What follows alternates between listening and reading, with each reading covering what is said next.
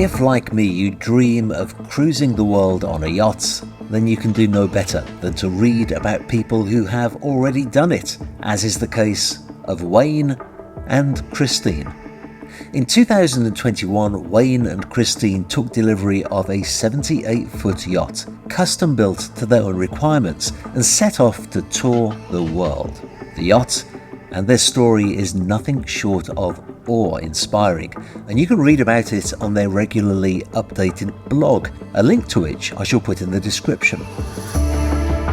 Built entirely from aluminium, this single-screw vessel consumes less than 2 litres of fuel per nautical mile at just over 8 knots and has a breathtaking range of over 7,000 nautical miles.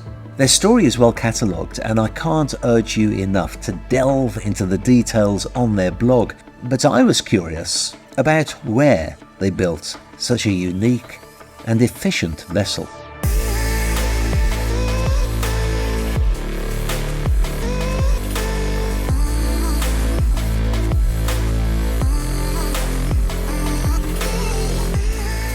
And that brought me here to my now familiar stomping ground of Antalya on the south coast of Turkey.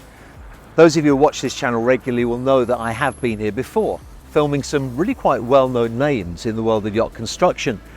So I was so excited to learn about a new name that I hadn't heard of before, Naval Yachts, and to learn that Wayne and Christine's yacht was hull number 1 of a series, with hull number 2 being launched today. And just look at the difference. Whilst hull number 1 of Naval Yachts' 78 XPM range is a functional, robust, no-nonsense, go-anywhere explorer yacht, hull number 2, named Vanguard, has taken that rugged explorer concept, dressed it in a magnificent salmon orange paintwork, added super yacht standard interiors, an advanced drive system, and placed Naval Yachts very firmly on the map as producers of extraordinary explorer yachts that I believe are destined to make a huge impact in the yachting world.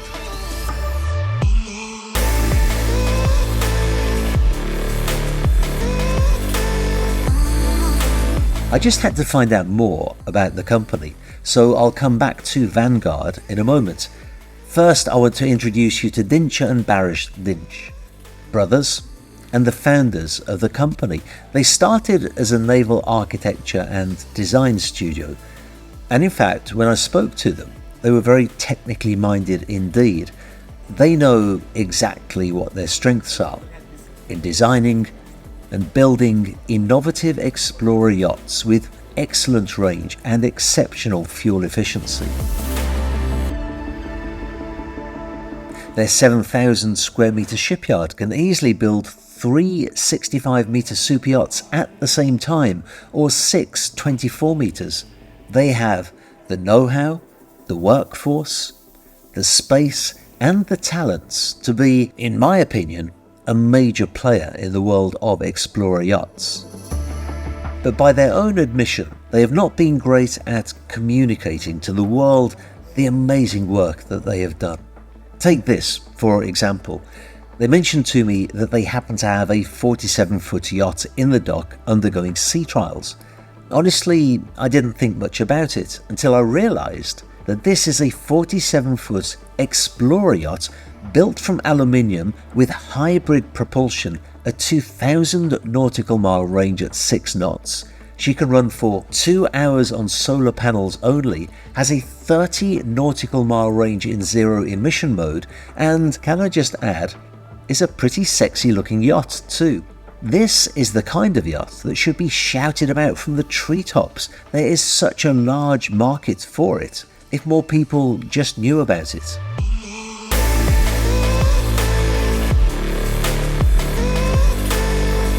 Just a short distance away was another completely custom catamaran getting ready for delivery. Barış explained to me that the client for this had his own very clear ideas of what he wanted, and so the shipyard worked with him to build it. Who knew that this could be done, and indeed is being done here in Antalya? And let's face it, that's kind of why I'm here. When I meet people like Barish and Dinshare, people who are capable of producing quality, robust explorer yachts at a sensible price point, who have already delivered to satisfied clients who've put their yachts to the test, and who are, by the way, thoroughly pleasant people to spend time with, then I really want to find out more. I also spent time with the owner of Vanguard, and I'm really hoping that maybe in the future I could do a live stream with him or an interview with him. But certainly the more time that I spent here, the more there was to discover. Like this, hull number 1 of the XPM 85 range of yachts. A, needless to say, 85-foot explorer yacht, once again built from aluminium, and once again with a range of an astonishing 7,000 nautical miles. The hull design is quite slimline to allow for this kind of range, but it also results in an impressive top speed of 14 knots. And on the subject of the hull, you may be interested to know that the industry regulations dictate that the hull should be 8mm thick. In fact, the 85 XPM is indeed 8mm thick at the top. But as it gets further towards the waterline, it increases to 10mm, to 12mm, and then under the waterline, the hull is an impressive 15mm thick. The keel is in fact 25mm thick, in spite of the fact that 150-foot yachts usually have just a 20mm keel. And take a look at these cleats. They are so well engineered that the entire yacht can be lifted up by the cleats. Try doing that with a fiberglass production yacht.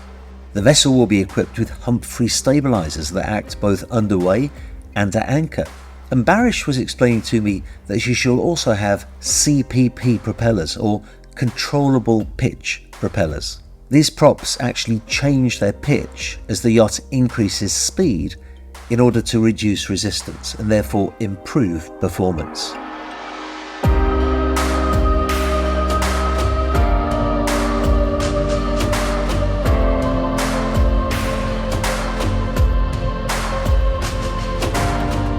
This attention to detail and hardy technical competence extends to another project also in the shipyard on the day of filming, the NavCat 78, a voluminous 78-foot Cower Cat. The project was undercover for protection while we were filming, but I can certainly show you renderings of what she will look like when finished. A 24-metre long, 10.3-metre wide, eye-catching vessel with a huge amount of enclosed space, offering a surprising 5 cabins. So I would imagine a great yacht for the charter market. Barish explained to me that they wanted to achieve a solid performance with this vessel, so 8mm thick aluminium was used, and in fact the John Deere 500 horsepower engines will propel her to 14 knots of top speed. She still has some work to be done on her, so an owner can decide whether to use the open area on the top deck as a flybridge, or whether to coat her with solar panels that could produce an estimated 15 kilowatt hours of power. One thing I wouldn't change though is this grand on-deck master stateroom with direct access to a gorgeous and inviting foredeck. I did say though that we'd be coming back to Vanguard, this beautiful salmon orange explorer yacht that shall soon be leaving to cruise the world. The family, as you can imagine, have been planning this trip for years. They know exactly where they want to go and what they want to see. There's still quite a bit of work left to be done on board, but I have been invited back to film the yacht and to really showcase her to you. That's a video well worth looking out for. And to be honest, Naval Yachts are a brand well worth looking out for as they design, build and deliver the kind of yachts that made Wayne and Christine's dream a reality, and who knows, maybe it could one day for you too.